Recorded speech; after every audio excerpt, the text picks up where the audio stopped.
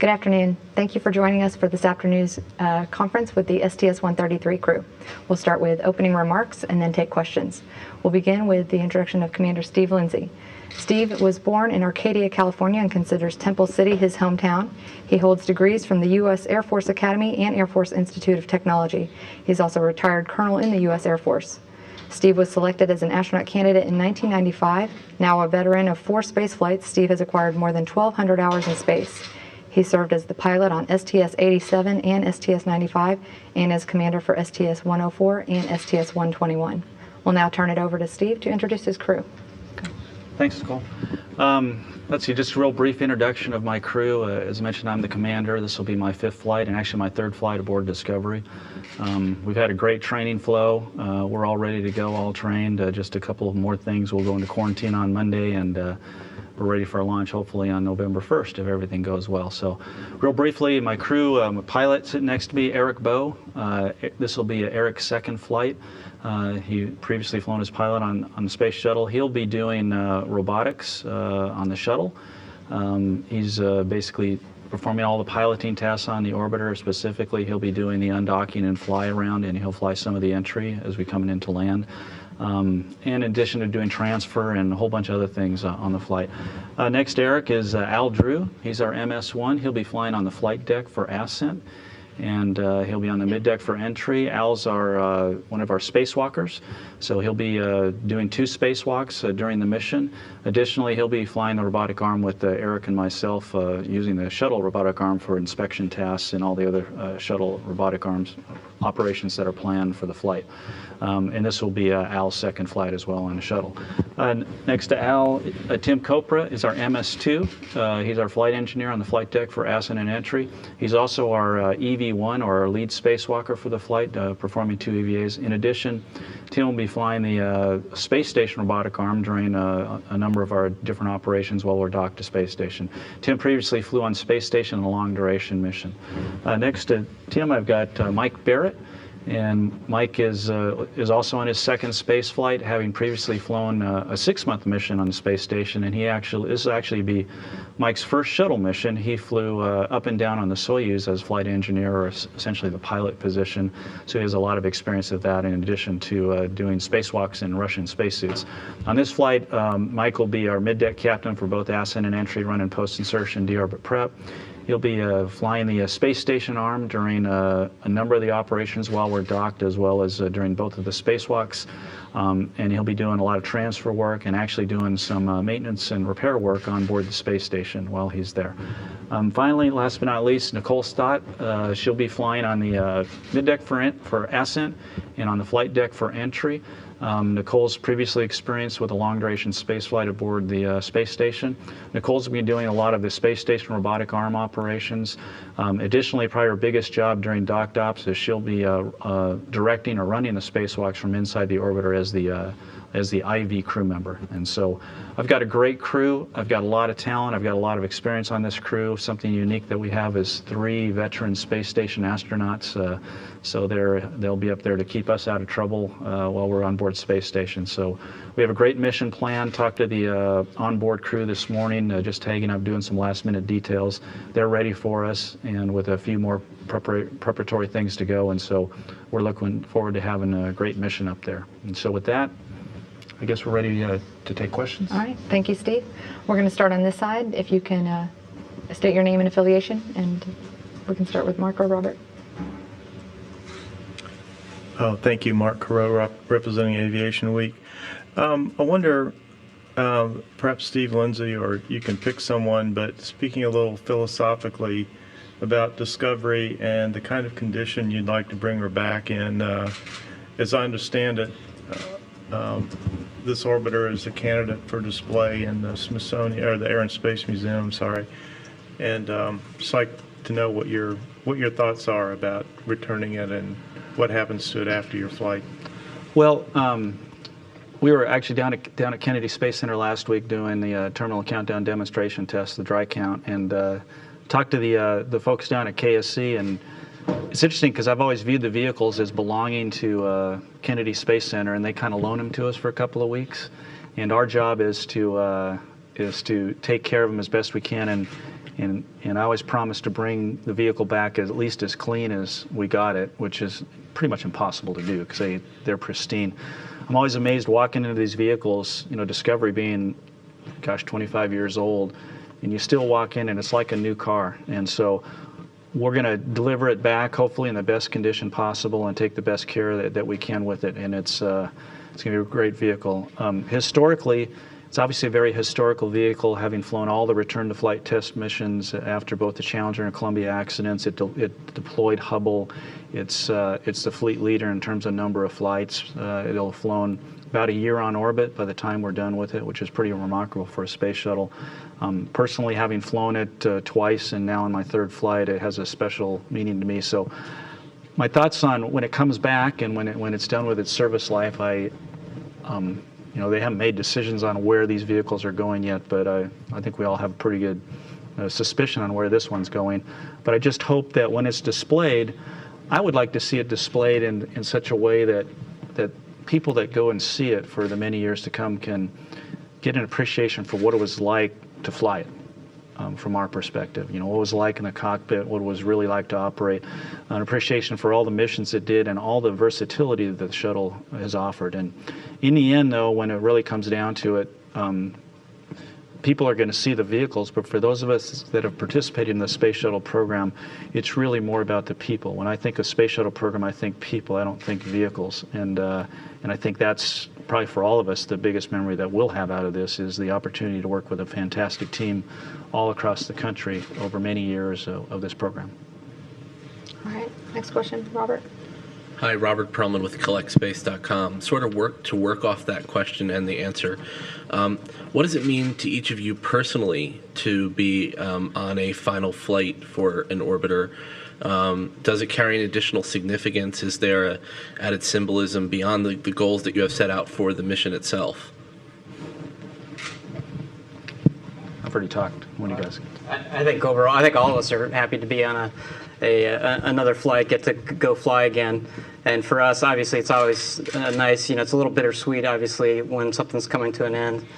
But it's a privilege to get to fly the vehicle. And Steve said it very well. It's really about the people. We have Discovery, but there's thousands of people that make up keeping that vehicle flying and making it look the way it does and fly the way it does. So for me, that's really what makes this a great privilege to get the opportunity to go do this.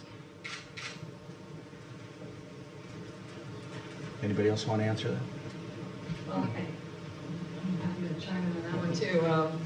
I think, and it's a continuation of what these guys have said. It's that, it is a historic thing. I think that, that we have such a special vehicle to fly, and the hope, in addition to having a successful mission, is that, in conclusion, we'll be celebrating just the real significance of the vehicle itself, and that includes the people, because it wouldn't happen without them. And I think that we have to look at this as a celebration of just how wonderful Discovery has performed, and just how fantastic the team that has put it together, worked to make it happen.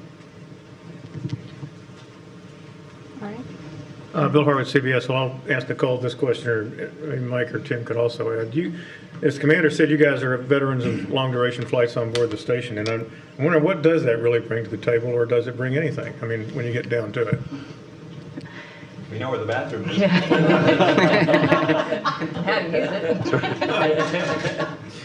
No, seriously, what does past experience on the station help you guys with on a mission like this?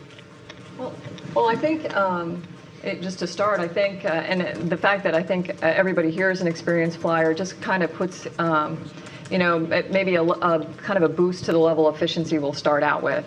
The three of us certainly are, I guess you could say, intimately involved or intimately knowledgeable of the layout of the station and how to get around and where things are, and kind of the day-to-day operations that go on normally up there. But, as a crew, I think we just will be in a position to just operate a little bit more efficiently right as we cross the hatch.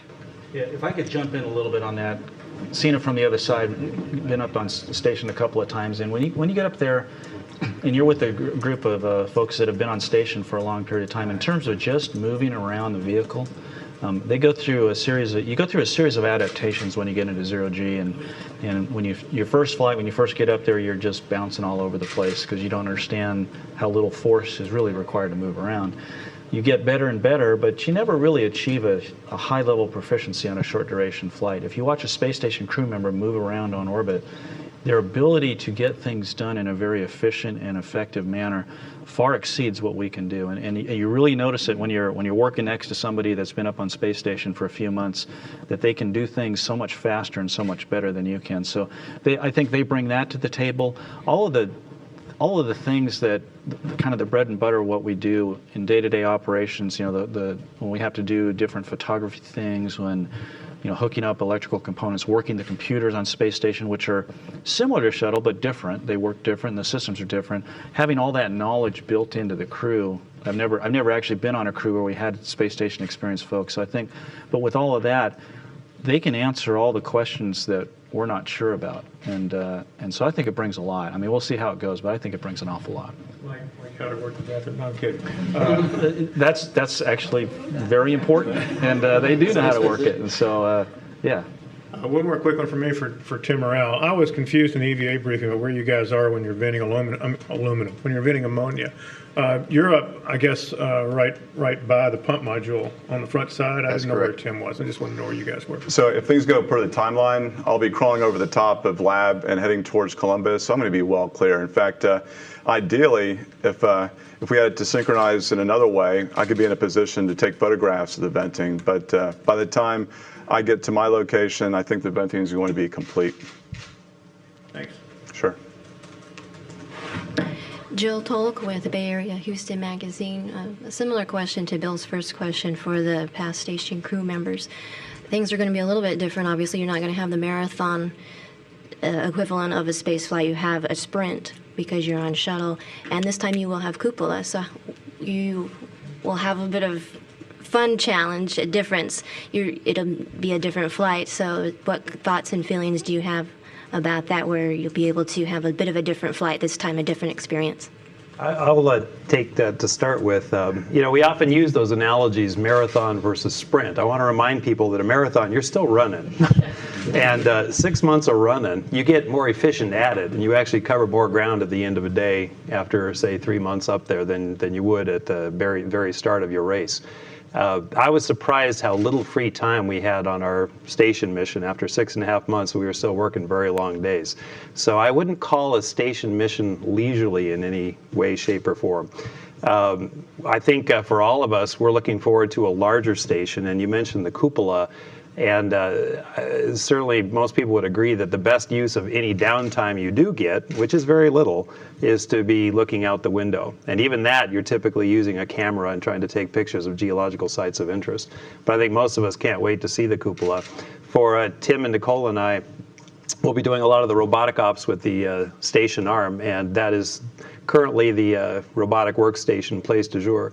So we're very much looking forward to doing business out of there and relying a little bit less on our camera views and a little bit more on direct line of sight. Gina Sinceri, ABC News for Eric. Eric, what are you looking forward on this mission? It's your second mission. I mean, like they said, no one's a rookie anymore, or not a rookie, but not, you're all experienced. But what's going to be the highlight of this mission for you?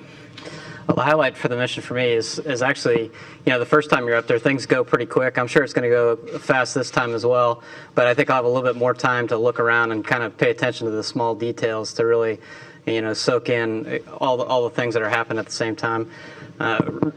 Just like the last flight, I'm going to enjoy just, again, working with the control teams. It's a big team effort to get the job done. So to me, that's always a fun part. And obviously, getting the opportunity, Mike had mentioned it, looking out at the cupola, look out the windows and see the view out there. But I think the biggest overall thing that I hope to get out of this is just to really absorb some of the smaller details that I may have missed on the first flight and see new things.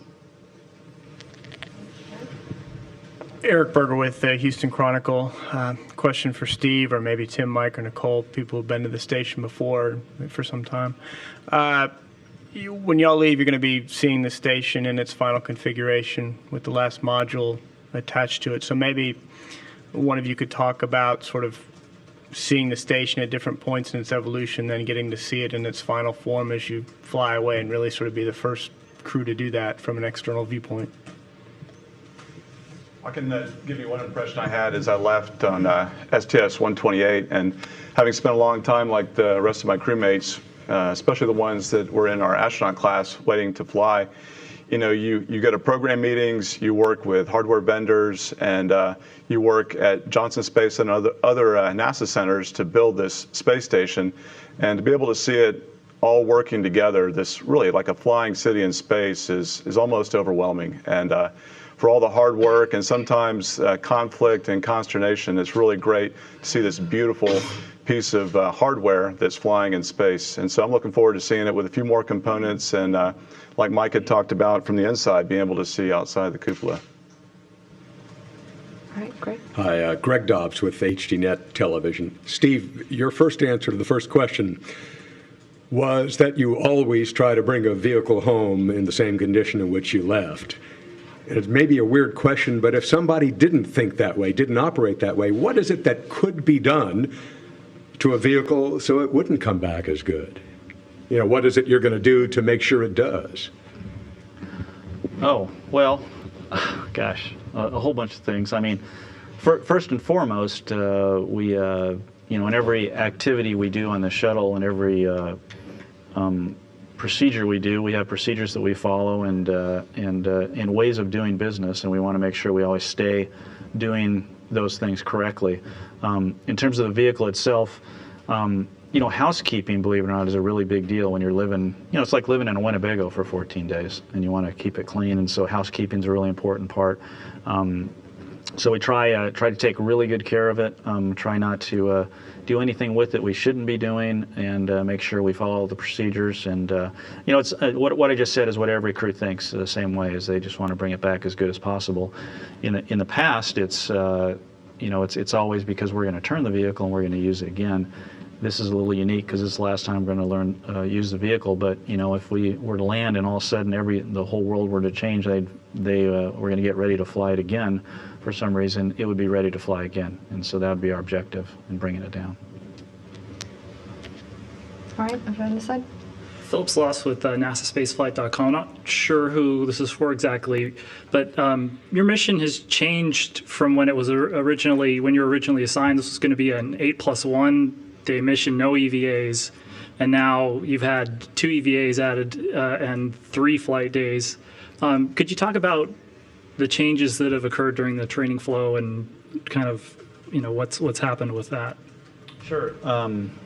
We started out, we were going to be the final flight in the space shuttle program, and the objective of that final flight, to make it really simple, so somebody like me can understand, was basically leave space station in the best possible configuration, which means get the maximum amount of upmass to station, the supplies they need, because it'd be the last shuttle flight, and leave it in the best condition possible. So you're going to go up, drop off our stuff, and undock as soon as we could, so that we didn't use any of their resources.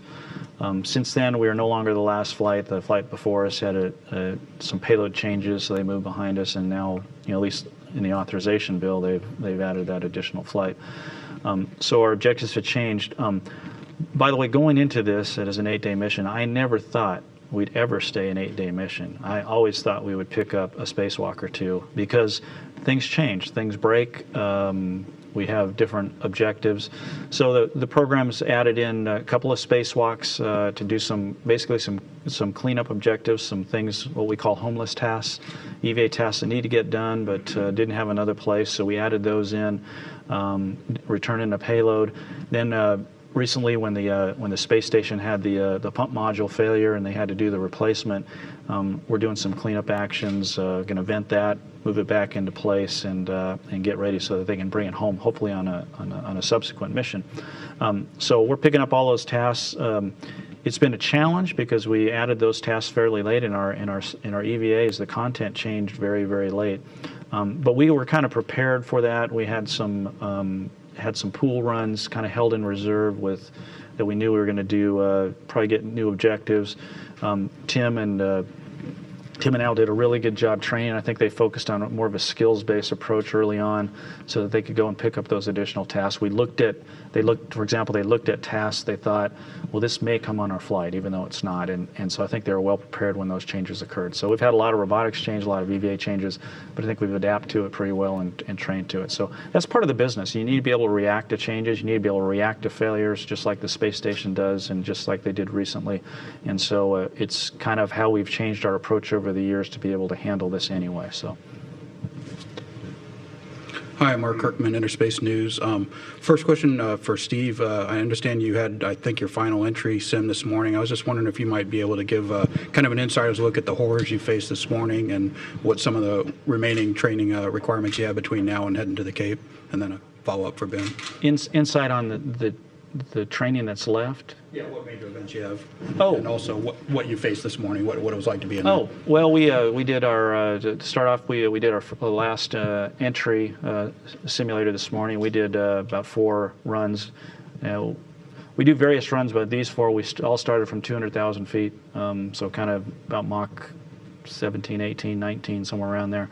And they throw various failures at us: computer failures, reaction control system failures, electrical failures. And it just forces us to work as a team with us in the ground to go through those. And all those runs went great. And then the very last run was probably the most important run. We took it down all the way to the ground. And then we did what's called post-landing. After we land the shuttle, we go through about an hour of reconfiguration of the vehicle, working with mission control to get the vehicle safed and configured so that we can actually exit the vehicle. We actually went through all of those procedures to practice those one more time.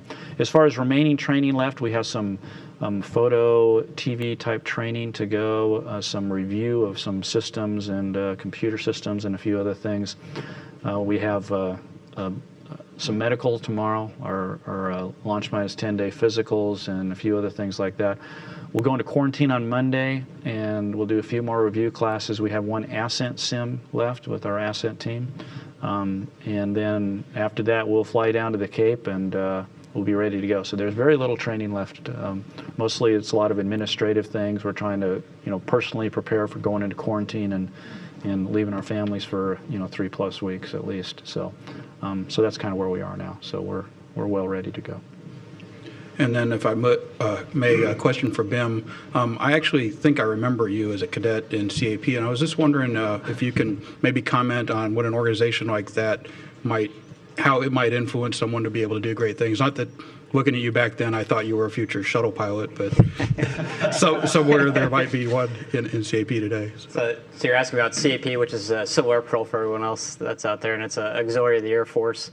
And they have a cadet program and obviously a senior program, and I was involved in the cadet program very heavily. I'm still a member, but what I enjoyed about as a cadet, for me, I was very interested in aviation. So there's an opportunity they gave me the opportunity to obtain my solo license, gave me all the flights and the training necessary to go do that.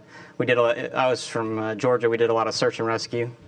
And so it was a lot of these things, a lot of the teamwork, a lot of the flying and aviation skills, and also just my passion for aviation kind of got fostered in Civil Air Patrol. So to me, it was a great program as a kid to get involved with and learn a lot of different things about that. That answer your question? Okay. Jim Oberg with NBC. A quick question to make sure that, have you all found time to vote? Oh, yes. We're all early voting. So I voted yesterday morning. It was a short line, so it's probably going to get longer. And a more serious question about last things is that we know the flight crews always encourage the ground support groups, the teams, their trainers, operators. And you're always deeply involved in encouraging these people. You're facing a double challenge now that many of the people you're working with now probably won't be here 6 or 12 months from now. What kind of special things are you doing to encourage people who are, without any fault of their own, approaching the end of their NASA careers? How are you helping them keep up their spirits? That sounds like a difficult question. I guess I'll try to answer that. Yeah, it is a difficult. We were down at Kennedy Space Center last week, and it was about a week or so, maybe a week and a half after they took 1,000+ layoffs. We took 300 and something here, I think, and more to come. And it's a very difficult time. The thing we noticed with all the people we're working with, all the teams we're working with, is even with those layoffs, everybody's very motivated to see this program through and see it through successfully.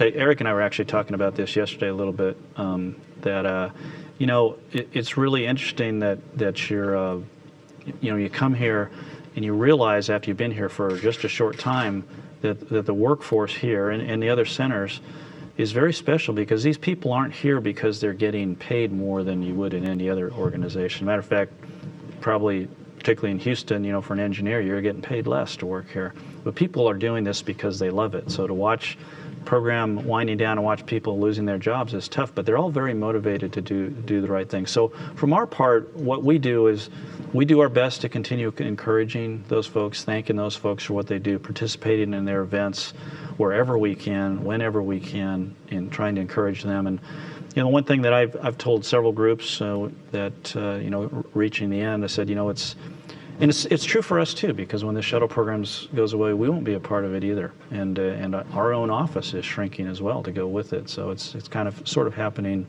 to all organizations. But the one thing that I like to tell folks is that you're part of a very special team, one that you probably won't ever see again. I mean, there may be a team for the new vehicle, whatever that is, and it'll be a good team, but it won't be this team. And if nothing else, you can look back, I think, with a lot of pride on what we've done over the years with the space shuttle program and building the space station and the Mir and all the satellites we did before that, and all the things we did with the space shuttle. And so we like I said, we do our best to encourage people. Now, that doesn't give them a paycheck, and there's not much we can do about that, but try to encourage folks and help folks where we can is about all we can do. So. I believe we have someone. Haley Kappas with the Galveston County Daily News.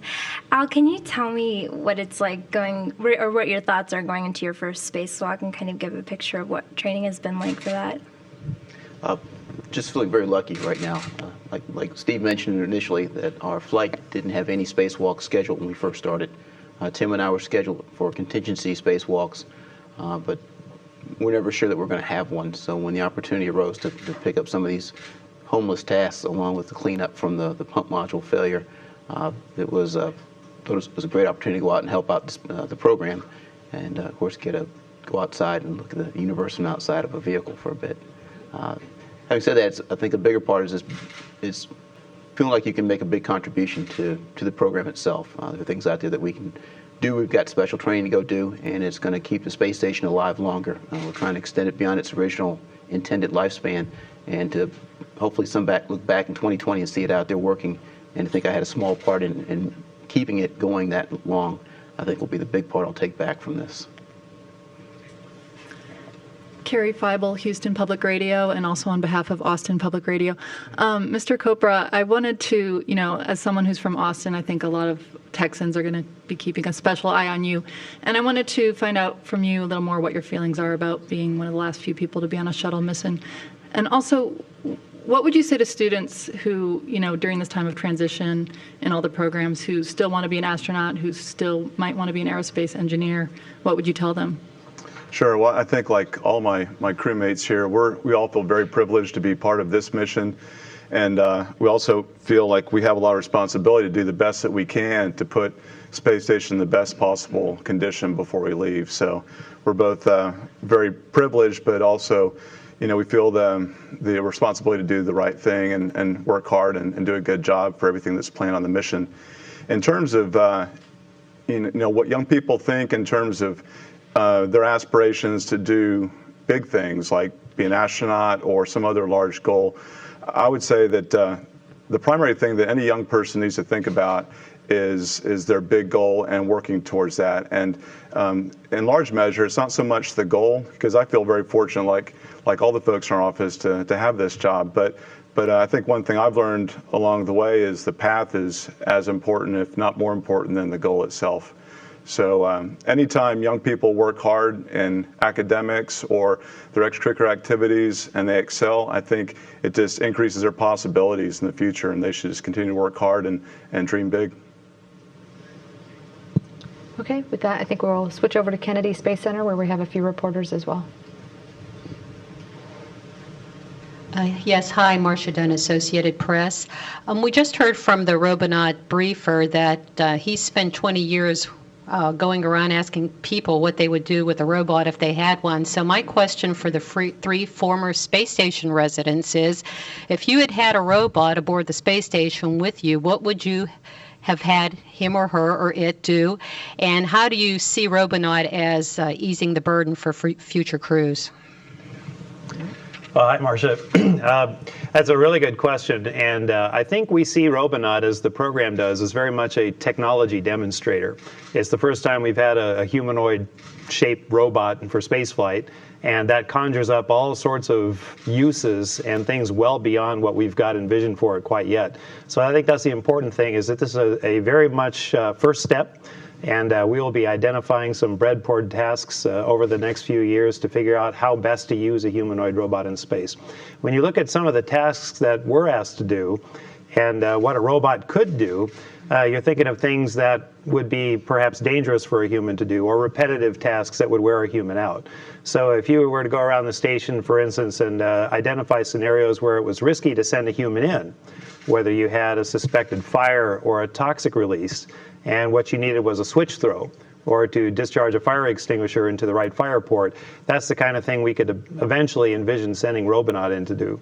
A couple of those scenarios, I'd much rather send a robot in than go in myself on a gas mask. But again, we're very early, and we'll be mapping those tasks to the capabilities that Robonaut demonstrates over the years, and it will be years before we figure all this out. So we're excited to see this all start. Thank you. And if you had to have unloaded one of the more unpleasant, mundane tasks while you were up there for months, what would that have been?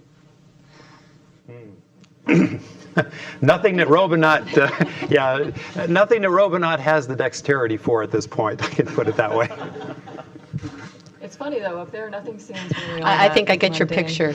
And I have a question for Colonel Drew. I'm just wondering if being an astronaut was something you've aspired to throughout your Air Force career, whether it was there with you from boyhood, and how you've gotten to this place in time now, today.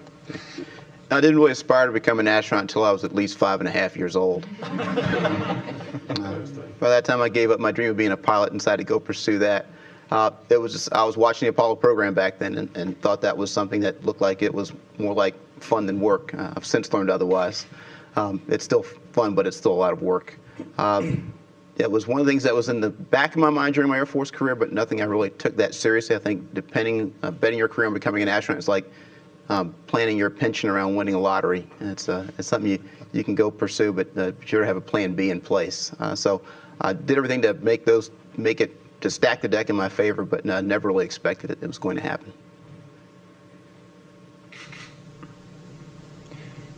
Hi, it's James Dane from Florida today. And similar to Marcia's question about Robonaut 2, I wanted to ask the same for those of you who've had experience on station about how the addition of the PMM might have been welcome, just adding that closet, as it's being called, or extra storage space. I think it's going to be a really outstanding addition to the station. I think anybody that's lived and worked up there has, at one time or another, or many times, felt like, wow, if we just had a closet where we could stick this, or we just had, designated storage for these particular items, it would be such a great thing. And I think what it's going to do is it's going to provide that, but it's also going to give us the opportunity to go through station and look at where we have stuff and maybe better distribute so that we make even more space available. So I think it's going to be a really, really nice addition.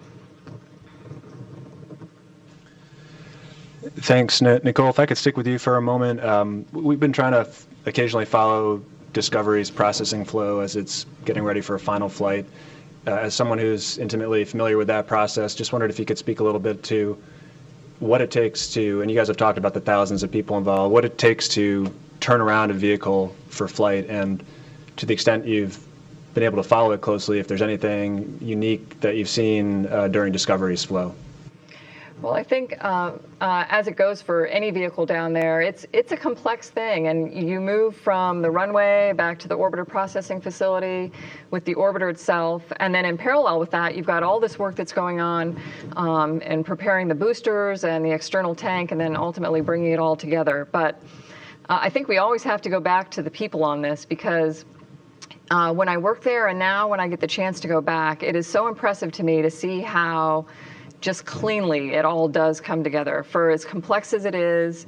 And you can take just one little part that's in the aft part of the orbiter and look at the complexity of that and see how nicely it comes together, and then look at these, these four big pieces, the shuttle and the two boosters and the tank sitting so beautifully together at the end and ready to launch. And it's really an interesting process, and it all comes down to the people that are there that know how to do it and have, like these guys have said, a real passion for making it happen.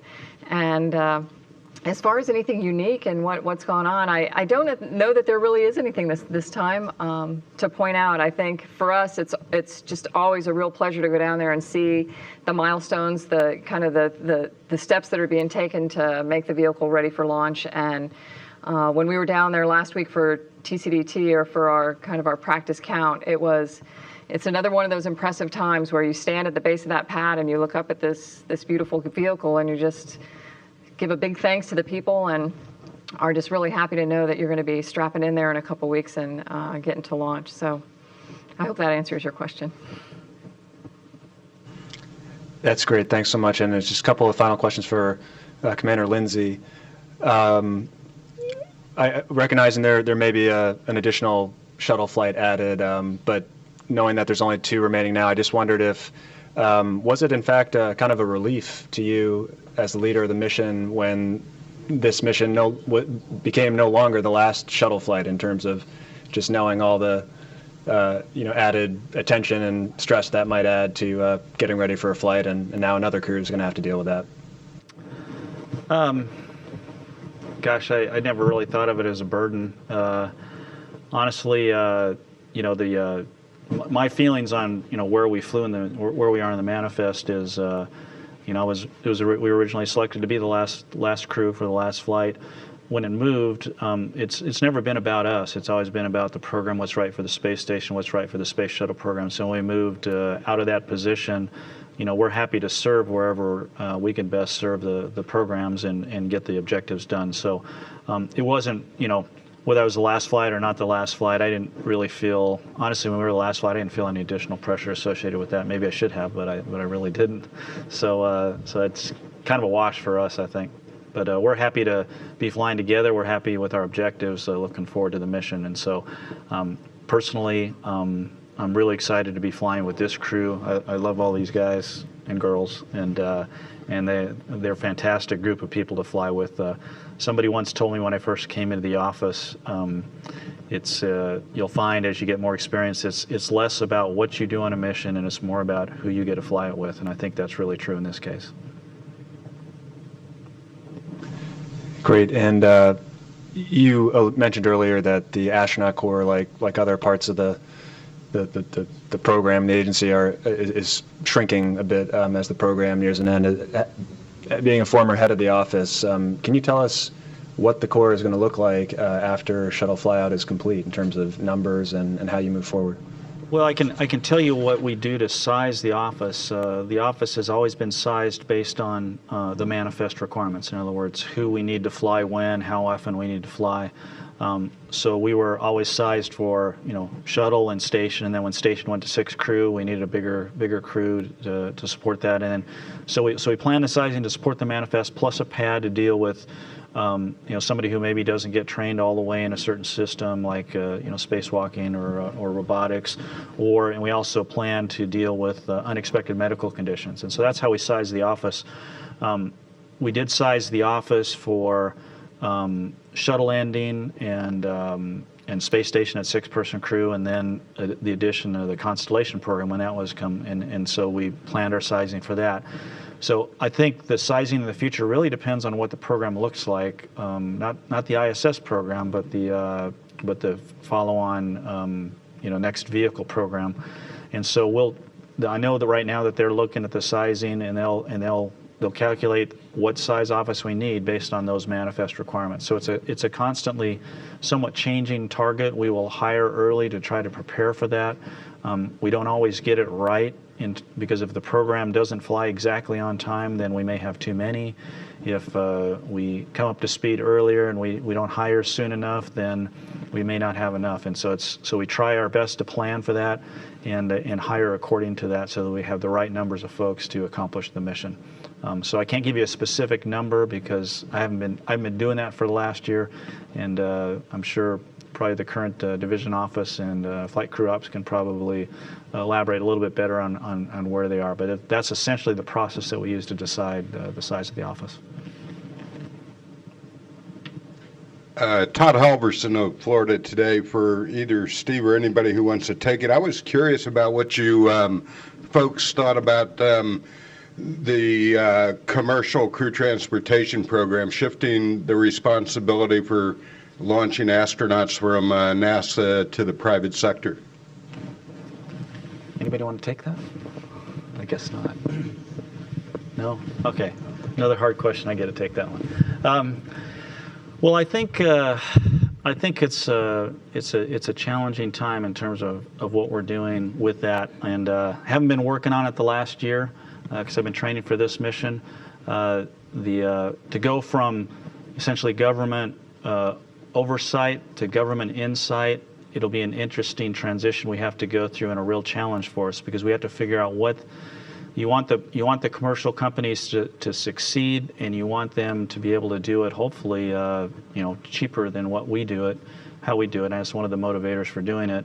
But the challenge is making sure we maintain the safety. So I guess when I put on my old astronaut office chief hat, what I look at is I think the devil's in the details here, and it's all on how we implement it. How much insight is the right amount versus oversight. And so I think from an office perspective, what we'd be looking at with that transition to commercial is first and foremost the safety of the process, the safety of the vehicle that we fly, making sure that it meets our human rating requirements. And so I think the way we're approaching this is in terms of how we handle the human rating requirements to this new set of contractors, if you will, that will be providing this new vehicle to us. So I don't know if I answered your question very well, but it's very much a work in progress, and I think the key is how we do it. So I don't think anybody's against doing it. It's just a matter of how you implement it, and implement it smartly, safely, and effectively. If I could give a big picture spin on that as well. We're kind of fixated right now on the next steps that we're about to take. But as an office, I think you'll find down to the last person in our office, we're all very pro-NASA, but more broadly, we're very pro-human spaceflight. And I think if you look at the long run, most of us would agree that the more human spaceflight, the better. And whatever means out there help us to accomplish that, because there's so many reasons for us to get off and explore and expand, then we're in support of that, no question about it. So if this becomes one of the logical next step, again, from a big picture standpoint, then we're going to be very supportive of it. And we're going to offer as much help as we can individually.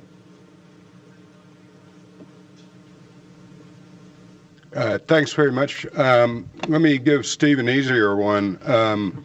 I was wondering if you guys have nicknames for each other, and if you do, what they are and why. Not as far as you know.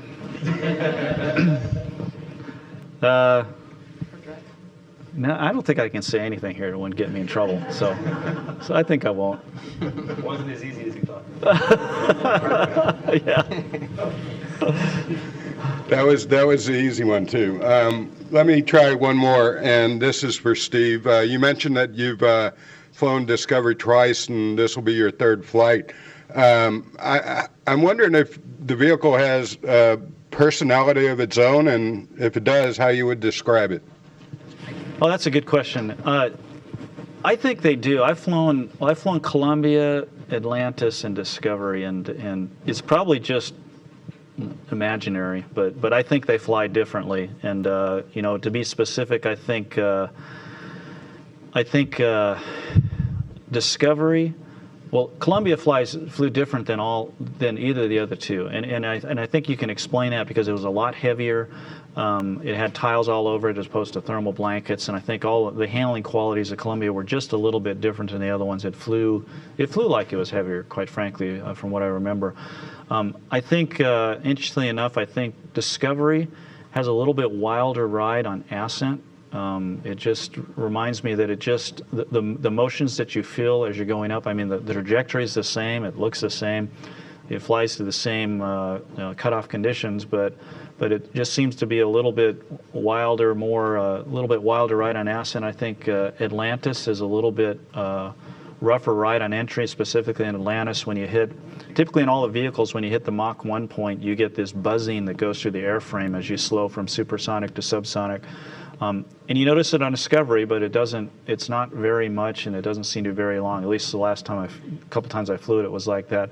Atlantis, it has this buzzing that, at least on that flight, went on forever. And it may have been associated with the weight of the vehicle or the center of gravity of the vehicle, but to me, they fly a little bit different. So I think the personalities are a little bit different, how they feel, how they fly.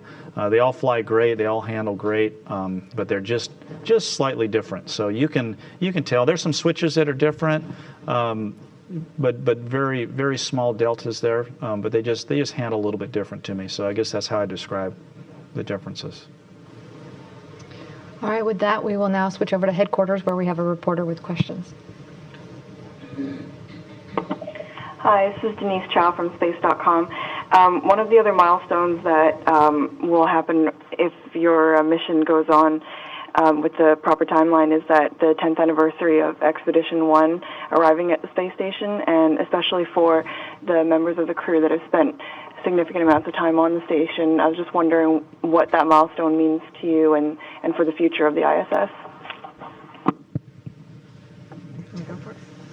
I guess I'll start out. You know, it's really interesting being able to fly on a shuttle mission after being on station. And you know, all of us have watched from the very beginning when space station crews first started, and actually the rigor that they went through for their training, and what they had to experience when they were on board. And I guess one thing that I noticed over that time is that both the quality of life in training and quality of life on board space station has continued to improve. And that's a great thing. I think we're learning how to live in space, and every step and every crew is doing it better and getting smarter, and the program is getting smarter. You guys have anything? I think one thing is to say thank you to them, because I think from the very beginning, starting with this, you know, significantly smaller volume where you had these 3 guys living up there and working as an international crew, working on, you know, a vehicle that had even at that size had been built from that point on, successful international program. It just was such a great starting point for all of us who now get to experience this ginormous volume and still sharing in this really spectacular international program that has made it such a success.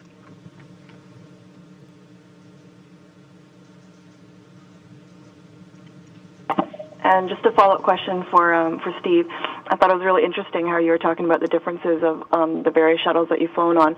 And I was just wondering about Discovery in particular, if you've noticed differences between the first and the second flight that you've taken, and to your knowledge, the upgrades that have been made for this upcoming mission, if it'll feel different for you. I don't think it'll feel different. The first flight on Discovery was not to space station, and we actually had a space hab additional science module in the back of the payload bay, so it was a lot heavier, and the mission was a lot different. It was a lot shorter. Second mission, we went to space station, and we were a little bit lighter, and we had the power transfer, or we didn't have the power transfer system yet. We will in this flight.